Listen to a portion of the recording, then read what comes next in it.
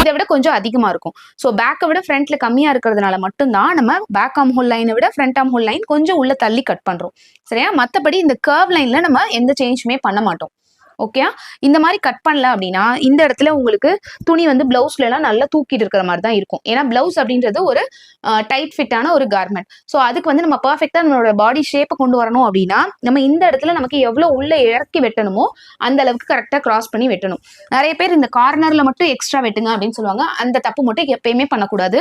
எப்பயுமே இந்த front arm whole line வரையும் போது மேல ஷோல்டர் லைன்ல இருந்து ஸ்டார்ட் ஆகி கிராஜுவலா இந்த அக்ராஸ் ஃப்ரண்ட் லைன்ல கொஞ்சம் கொஞ்சமா இன்க்ரீஸ் ஆகி இந்த மாதிரி திரும்ப போய் பேக்கோட சேர்ந்து இந்த ஃப்ரண்ட் ஆர்ம் லைன் வந்து ஜாயின் ஆகணும். இந்த மாதிரி தான் நம்ம டிரா பண்ணி கட் பண்ணணும். இது எப்படி பர்ஃபெக்ட்டா நம்ம ஒவ்வொரு நெக்குக்கும் மார்க் பண்ணி கட் பண்ணணும் அப்படின்னு உங்களுக்கு தெரிஞ்சுக்கணும் அப்படின்னா நெக் தியரி அப்படின்னு கமெண்ட் பண்ணுங்க. நம்ம வரப்போற வீடியோஸ்ல நம்ம டிஃபரெண்ட் நெக்ஸ்க்கு இந்த ஆர்ம் ஹோல் லைன்ல நெக் தியரி எப்படி யூஸ் பண்ணணும் அப்படின்றத பார்க்கலாம். Enjoy stitching.